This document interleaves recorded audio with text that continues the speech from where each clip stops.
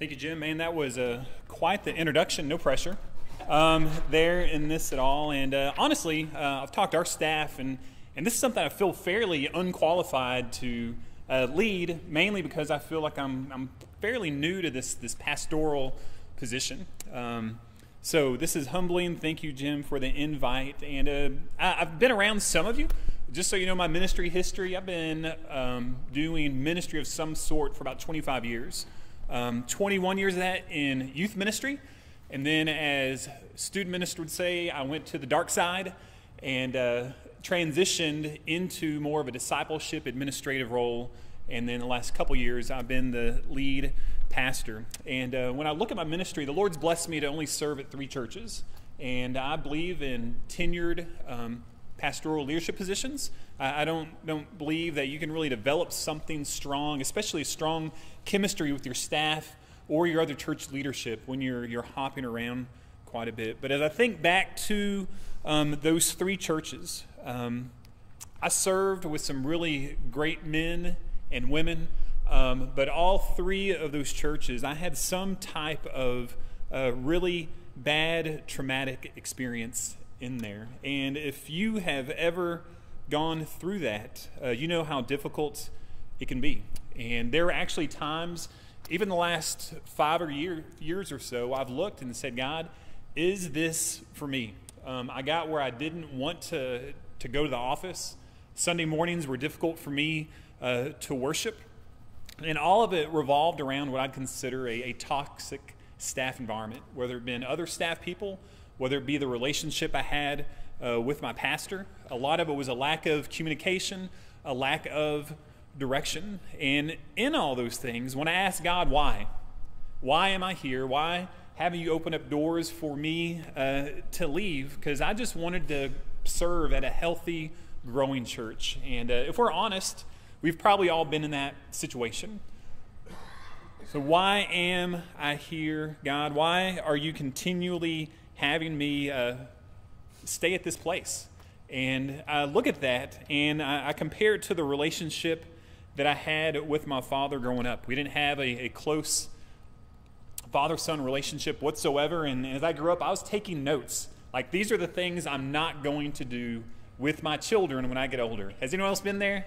And honestly, as good as some of those experiences were with these 3 churches I've been, a lot of the way that I interact with our staff and our deacons, our secretaries, our church member are a result of those irritations and those frustrations I felt for so long in ministry. And I'm not going to pick on a pastor or a church. We all have our own callings. I think we'll all be held accountable for our own actions for that. But I say all that to say that hopefully when we look at who we are and what we want to accomplish as a church, it's simply to lead well, to have a staff around us that trusts us, that loves the Lord, that wants to serve the church well. And in that, I think we have to foster this idea of ours. Like, there is nothing in ministry that I look at as being mine. My staff kids is one of my pet peeves. It's not my church, it's not my sanctuary, it's, I guess I say my office. But that's about it, because it belongs to the Lord. Who in here still has like one of those old school hallways? You walk down your church and it has like that row of pastoral pictures. Am I the only one that still has that? Okay, well, I don't like it. I call it the hallway of failures many times, just kind of joking around. But, I walk through that every day, and they made me take this really cheesy headshot. And, man, it's all teeth, and the lady's like, stick your chin out and up and forehead. And it's just really dorky. And I don't want people 10 years from now, hopefully 10 years from now, someone can take all those pictures down, to be honest. But I don't want to be known as that guy that didn't play well with others, or wasn't honest with the church and wasn't honest with the staff. I don't want to be a distant memory of things gone wrong. And if you're a secondary staff person, I don't think that you want that to be your legacy either. So we began looking at who we are as ministers, whether it be pastor, whether it be secondary staff, whether it just be a volunteer. And I hope that when we walk away, we can ask the question, will we have left the church better off because of the culture that we created and because of the culture that we contributed to than when we first got there? Because in the history of our churches, we are really just going to be a small blink of an eye. I've been there 13 years, and I'll say this up front, that bought me a lot of grace. Going into the pastor position, I had a lot of trust equity already. So my situation may be different from yours. But I think we need to be able to adopt that idea that we should do whatever it takes, not to build a monument to ourselves, not just to walk away and one day have this big retirement party and hear how great that we were, but to celebrate what the Lord did through our ministries. And I'm a guy like processes. If I go to a conference, I want to have like the bullet points. Like I have done this, and this is going to be the result. So when I started preparing for today's talk, I Googled, I bought some books, I was getting at this, and I'm like, this just seems really forced. Y'all can Google, you can read books.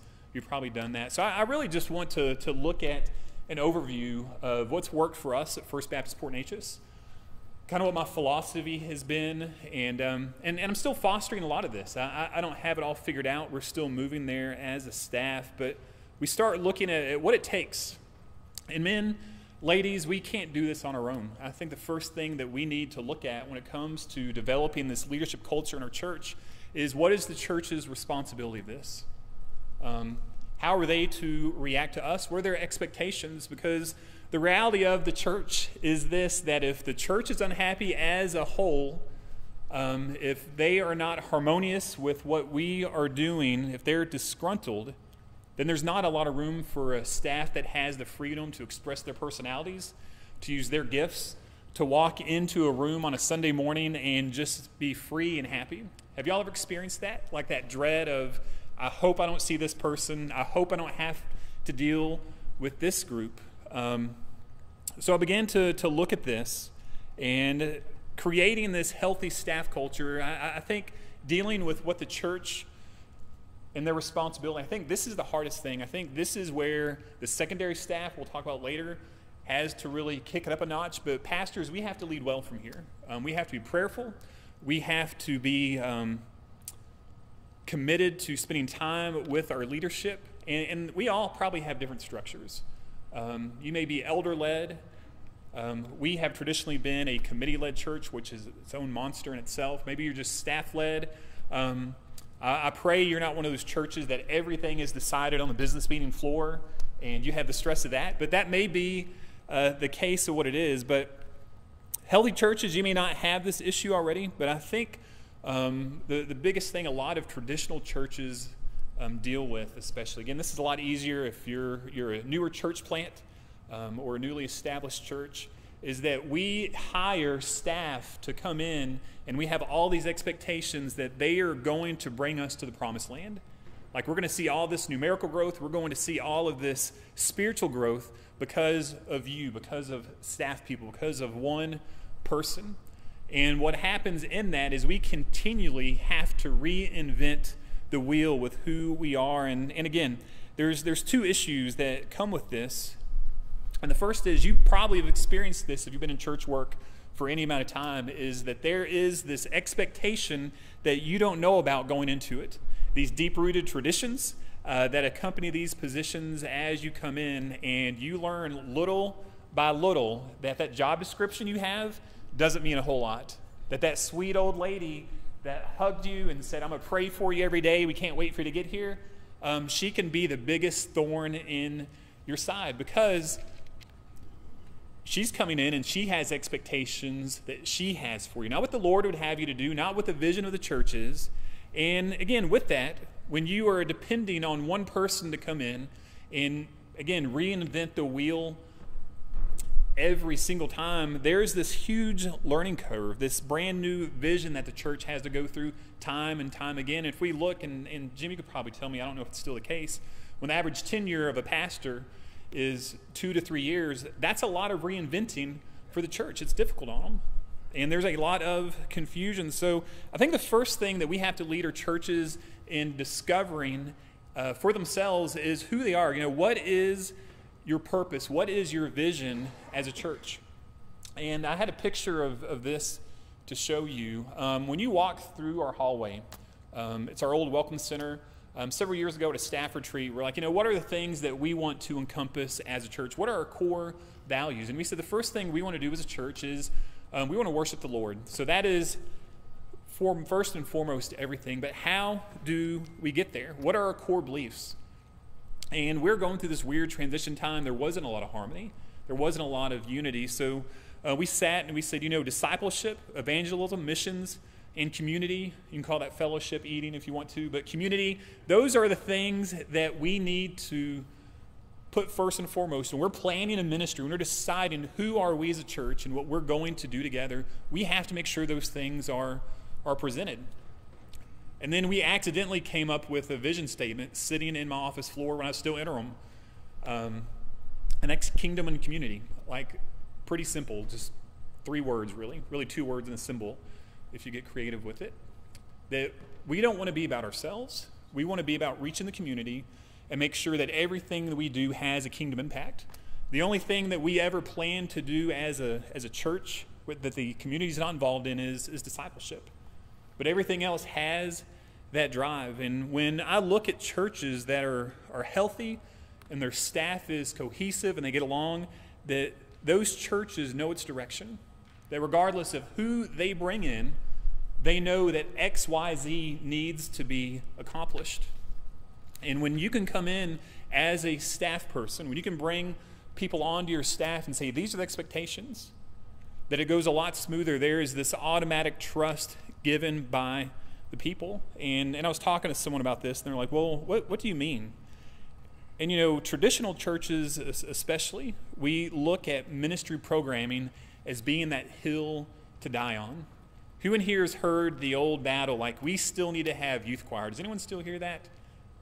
Oh, good. Y'all in a good spot. I still hear that occasionally at our church, or RAs and GAs, and there's nothing wrong with any of these things. And I'm sure your churches may have those old school programs that they still want you to implement. You may be on staff right now thinking, I'm stuck with this because it's always been that thing. There is nothing wrong with them. When I came on staff with them, I'm going to be real honest with you. We're going to evaluate those things. Are they accomplishing what we've set forth, or are we just doing this because we've always done it? And when I think about this, I think we have to help our churches understand that we have to be divorced from this idea that certain methodologies, certain programmings, they work, and we have to be committed and married to the fact that we have a mission to accomplish. It's not about the curriculum we follow on a Wednesday or a Sunday. It's not about the name attached to it, but it's about fulfilling our mission as a church.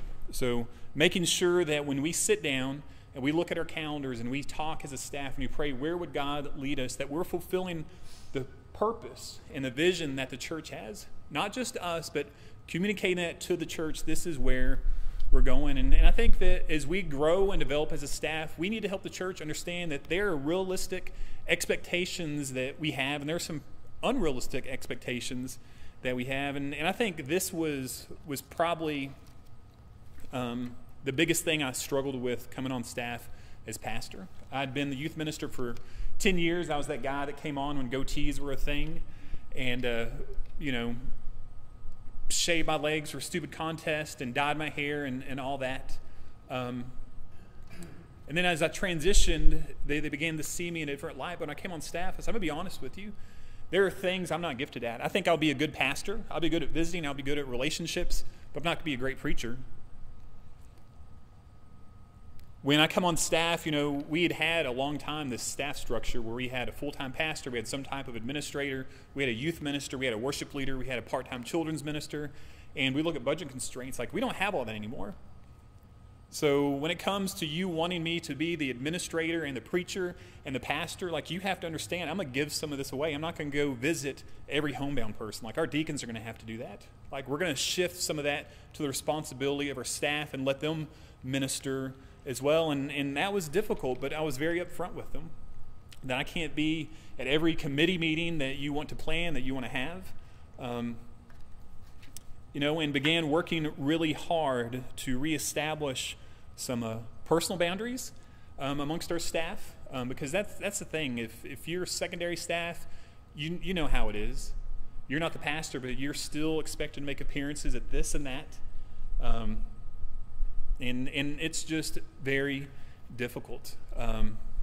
But as we encourage other people to be involved in ministry, pastors, leadership, I want you to know that it's biblical to give away what we're involved in. It's not a sign of weakness. It's a sign of good leadership that you're able to hand that off and trust other people with them. And I think as we help cast that vision to the church, we need to help them understand if they want to fulfill their role as not just church members to a single congregation, but kingdom members, the kingdom of heaven, that they should feel called to fulfill their roles as stewards of ministry God has placed them in.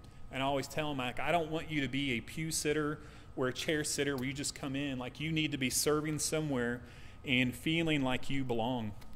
And in that, helping them understand that culture is always going to be changing. Culture is always going to be changing, and we have to evolve with that. The very first thing that I got irritated about when I moved to First Baptist Port Neches, I wanted to do an event, and this has stuck with me. My pastor said, all things are good, but they may not be profitable for what we're doing right now. And I felt like he shunned me and just shut me down, and he may have, but that stuck with me because it's true. We can do a lot of things, but are we doing things to reach our community, to expand the kingdom of heaven, or are we just doing things to pacify those who are already present? So as we look at fulfilling and changing our church culture as it evolves, are we doing things to reach people or just to pacify people? And you say, well, that's vision, but it's really not, because your vision change or stays the same. Your purposes stay the same. But are we evolving? Are we growing as churches based on the decisions that we're making so that we reflect the communities that we live in? And I've always lived in pretty diverse areas. I grew up in Cleveland, Texas. If you've been through there, you know it's pretty diverse. I served at a church in Southern Illinois, pretty diverse. And I moved here, and I probably shouldn't say this because it's being recorded, but it's like the whitest place I've ever lived in my life. Like, you go to the high school at the time, go to our church, and it didn't look like when I went to H-E-B or Market Basket or Walmart. It looked nothing like that. And I'd go sit in our church, and I'm like, man, we're missing the mark. There really aren't people around here fulfilling this vision. And I'm like, what do we need to do to grow? And I think back to a time I was at a conference, and Greg Mott, who's pastor of Houston's First Baptist, was there. And he says the church is a living organism. If it's not growing, then it is dying. And I thought about that. Where is our growth coming from? Do we as churches have a commitment to reach lost people, or is our vision just like baseball cards, trade back and forth with other churches? That's not the type of growth that we want to see. Is our growth balanced? Like, as we plan for the future and growth, are we happy just to have new members, or do we have plans to actually disciple them and grow them into leaders, people that we can hand ministry off to? Are our ministries prepared to be balanced? I think everyone has this vision that, hey, we need to reach young families, and we know that that's the future of the church, that we have to do that. But I see a lot of churches, they have this imbalance where that's all they care about. And it's like we forget there's middle-aged people that are lost. There's senior adults that are lost. I believe in a real multi-generational church. So we look, as we evolve, are we doing that? Are we reaching the nations? Does our church, again, reflect the community that we live in? And it may not, but are we putting resources into that? That's something that I've thought about a lot. And I've personally, how can I help Darren at the BSM reach these international students? I can't personally drive a van to Lamar every week and pick up international students, but I can assist kingdom work by helping Darren do it. I can cast that vision to our church. I can ensure that our missions committee are helping him do that. And you may say, well, what does this have to do with a healthy staff? And when you as a staff can sit back and know that you have a hand in fulfilling what Scripture says as far as reaching the nations and making disciples, that's fulfilling. When you can sit around in a staff meeting and celebrate that and say it's not necessarily the fruit of my labor, but it's the fruit of the labor of this community of believers that we are helping foster, man, that is rewarding. And then pastors, a lot of this falls on us. I've already said it, that this is God's church. It's not ours, but we are stewards of everything. And it's easy to think, we're stewards of the facility, we're stewards of the finances, we're stewards of all this. But I want you to understand that you are stewards of the spirit of unity where you serve at, where God has appointed you to live at. And I don't need to tell you this. It's a New Testament principle that we see all through the epistles. We see all through the letters of the New Testament church. But for whatever reason, we get a little greedy, we get a little sinful as humans, as believers even, and we see strife in the church. Lots of different ways, staff against staff, group against group, groups against staff. We could go through and put all these combinations together. And I want you to understand that those things, while it may not be directly towards us as a particular staff person, that causes so many issues in the church. And I think as we as pastors look at this, it's a lot easier to be passive and say, this is going to pass in time. This is going to go away. It's going to correct itself. And Keith was on staff with us. Keith is our current worship media guy. He's been there 3 years. And we lived through this where we had some issues that we needed to address. And it was like a faction of the church versus a couple staff people. And we were very hands-off, and it destroyed a Sunday school area. We lost probably 4 families over it because we weren't, I don't want to say we needed to be aggressive with it, but we needed to be active in handling that. We need to be pro-kingdom and be willing to have those difficult conversations when we need to. And pastors, to pick on us a little bit when it comes to stewarding this sense of unity in the church. I want you to understand we play a huge role in the way that the health of our staff runs. Pastors, I don't know if you talk to other staff people, but because I'm still kind of fresh out of student ministry and network a little bit, we can't go to conference. And our staff saw this at a thing last year when we went to breakout sessions, where you go and you sit in these secondary staff positions. Every meeting that you're in, they talk about how they're wore down, how they feel unappreciated, how they feel like their ministries aren't supported because of the way that they interact with their pastor. And I'll address that here a little bit more, but I want you to understand that we have to be proactive in the relationships that we have with our staff people. Like, they are not hirelings, they're not people that are just appointed to help us, but these are our co-laborers. So when I think, how do we do this? I want you to understand that we have this obligation to minister to our staff. When I look at my priority on a daily basis, I have a church to look over, as many as you do, but my staff, they are first and foremost who I want to minister to. They are a direct extension of the calling I have as a minister. And if they don't feel spiritually healthy, if they don't feel loved, if they don't feel appreciated, then we're going to have issues. And my door is open like 90% of the time. Very seldom am I off limits to them. And I'm very quick to put away whatever I'm doing so that I can minister to them. I'm not saying this to be bragging to y'all or suck up to y'all, but it's important to me. I would rather stay up later at night studying or writing or something else to make sure that they feel loved and appreciated and supported and encouraged. And just some check things I do.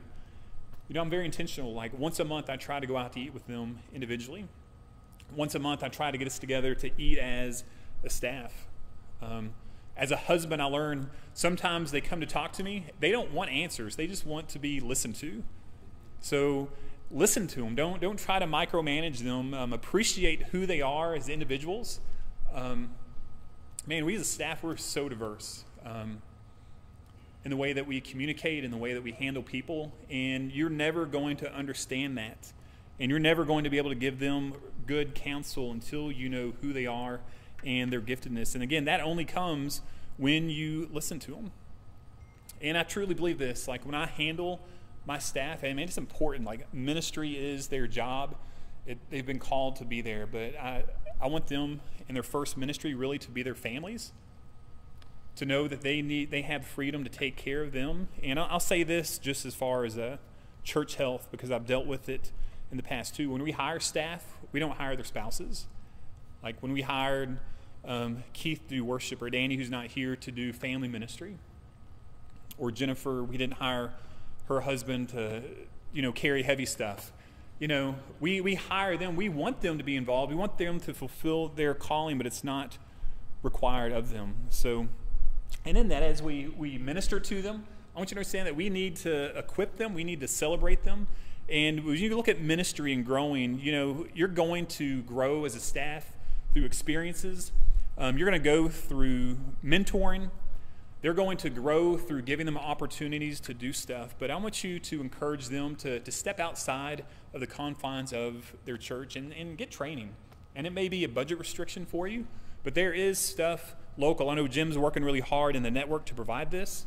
But allow them to have those opportunities to grow. And this is something I personally struggle with, that I have to be very intentional about doing, because I have the spiritual gift of being condescending sometimes, of being sarcastic. But they need words of affirmation. They need to be told they're doing a good job. And this goes secondary staff, your pastor too. Why do they need this? Because one, they deserve it. Do it privately, do it publicly. The congregation needs to hear this to be able to lift them up as well. And again, it gives them confidence and it gives them ownership of ministry, because again, they are a direct extension of your ministry, and if you're not affirming them, then it's not going to help. And something that is difficult for me, naturally, I don't like confrontation. I don't like those hard conversations. I don't know, some people, they seem to thrive on that, but we are always evaluating our staff. Like, we have these formal year-end reviews. Does anyone else have that? Or are we the only dorky church with a personnel manual this thick? I didn't do it last year just because our staff was so new, but we're always sitting down having conversations. Like, what's working well, what's not working, how can we help you, maybe you should try this. Again, it's not micromanaging, but as a leader, it's giving direction, and it is real constructive criticism. But let me tell you this, as a pastor, if you aren't investing, if you're not ministering to them, if you don't know who they are, then no matter what you do, no matter how constructive that you're trying to be, then they're just going to look at it as critical, you being critical of them and what they're doing. So build some trust equity in that. Build some trust equity. Something that was difficult as we look at this, that as a pastor, again, we come from a traditional church, and they'd always had this mindset of, this is a staff person, this is the position we always had, this is exactly what they're supposed to do. And we had to guide them through this process, that people's passions change, their giftedness is always going to stay the same, but maybe God has called them to a different area of ministry. So our church has allowed us to be able to shift some of that around. We'd always had, again, I told you, that traditional pastor, administrator, youth pastor, so on and so forth. Like a lot of churches, we don't have the budget for those type of positions anymore. But we look at what are our needs, where do we need help to grow in? And for us at that point, it was young families. We got to a point where we had like 2 kids in the nursery on any given Sunday, and we're like, we are slowly going to die if we don't do this. We had a strong middle-aged, strong senior adult ministry. So we began to shift. Keith, we brought him on 3 years ago to do students, do worship. And again, his giftedness changed. And while he was doing student ministry, I looked at him like, he's miserable. Like, he's not passionate about it. I'm not picking on him. We've talked about it. But, I went to our personnel committee. I went to the church and said, hey, we don't have a good online presence. We don't have a strong social media presence. Keith is much more of an introvert. Let's put him into that technology and worship where he thrives at. And then let's hire a family minister, someone that's going to give direct oversight to all of it, where we have something that's streamlined. We don't just have a children's ministry doing one thing and a youth ministry doing one thing and a preschool ministry doing this. And it took some discussions, and we got there, and the church appreciated it. Why? Because it fell in line with our core beliefs. It fell in line with our values. It fell in line with what we wanted to do. So evaluate your staff, affirm them. Don't be afraid to ask those questions. Are you happy? Do we need to shift what you're doing? And there have been times where we had to shift someone out of ministry just because they weren't happy, they weren't fulfilled, they weren't working hard, and that was tough. But we look at kingdom work, and we understand it's a lot bigger than ourselves, and we don't have a lot of time to play around with that. And then we look at the staff's responsibilities in growing this. And that first one is man, I just ask my staff to work hard and communicate well. I joked around with all of them when they came on that, we may not be the most experienced staff, but your hard work is going to cover a lot of those inexperiences.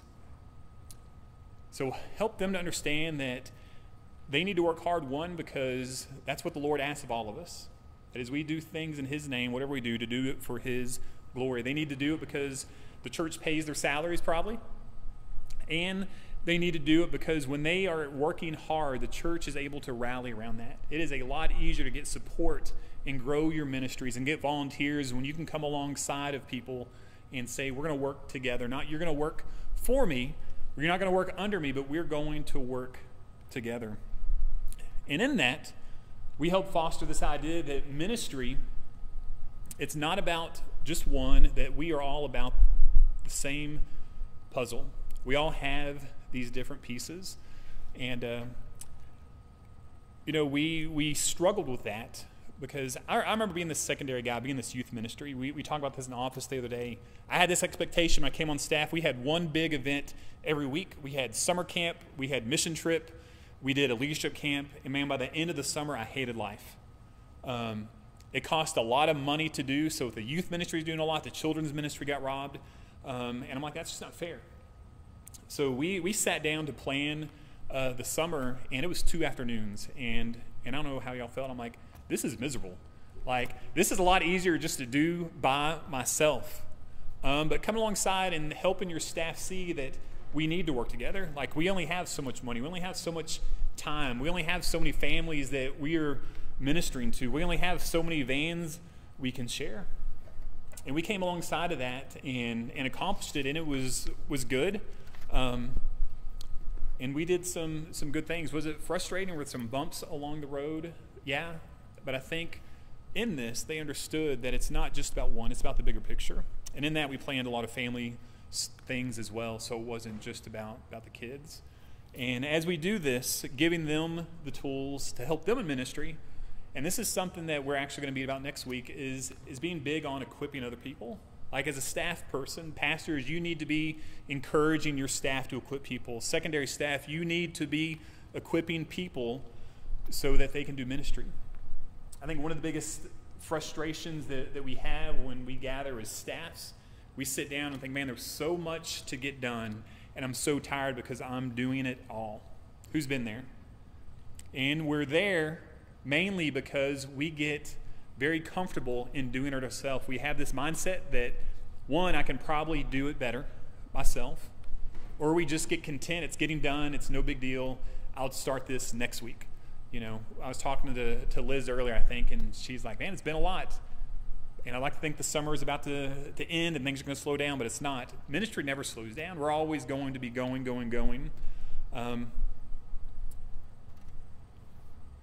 And then we question, why are we so busy? Why are we so tired? So I want to encourage you to equip other people. Realize if someone can do something 75, 80% just as good as you, pass it off.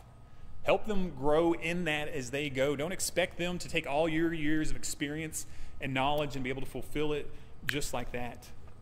And when you get to this point, I think the natural thing for staff people, pastors as well, is that we need to communicate clearly. There's this expectations that we encourage the other staff as well as the vision of the church. Again, I mentioned earlier that a lot of times we get tired, we get frustrated. We look at our pastor, maybe they're not given the best leadership. We get frustrated, and we're like, why am I even here? We don't want to go to work. again, we don't enjoy worship as much, and it just creates this toxic atmosphere. We begin looking at our fellow staff people, we look at other leadership in the church, and we're like, I could do this better. You know, you've heard it said that comparison is the thief of joy. And we look at ministry, and it's just as easy to do that, to think, man, I'm putting in so many more hours. I'm making so many more contacts. I've had to go on so many more trips to everyone else. And I want you to understand that, again, it's not about us. It's about a staff coming together and say, this may not be my area, but I want to support you. Sometimes those are hard conversations that we need to have, and more than likely it's conversations we as pastors need to have with our staff together and separate to encourage that we're here for a reason. And don't be afraid to ask yourselves the question, you know, am I tired and burnt out, or has my ministry at this place just ended because I can't get over this? If we're doing ministry for a job and not to fulfill the kingdom, then we have issues. So I think if we can accomplish all this, helping the church understand what their vision and their goals are, when it's pastors lead their staff well, secondary staff, when we come alongside the church's vision and support the pastor and what he's been called to do, then the natural tendency for the church to get on board and grow, it happens. And there are just three real quick responsibilities I think lay people have when we succeed in these first three things. One, they see what the vision of the church is. They may be senior, they may be young adults, it doesn't matter the age, but they say, I want to get on board with this. I want to serve in ministry. We're able to hand that away.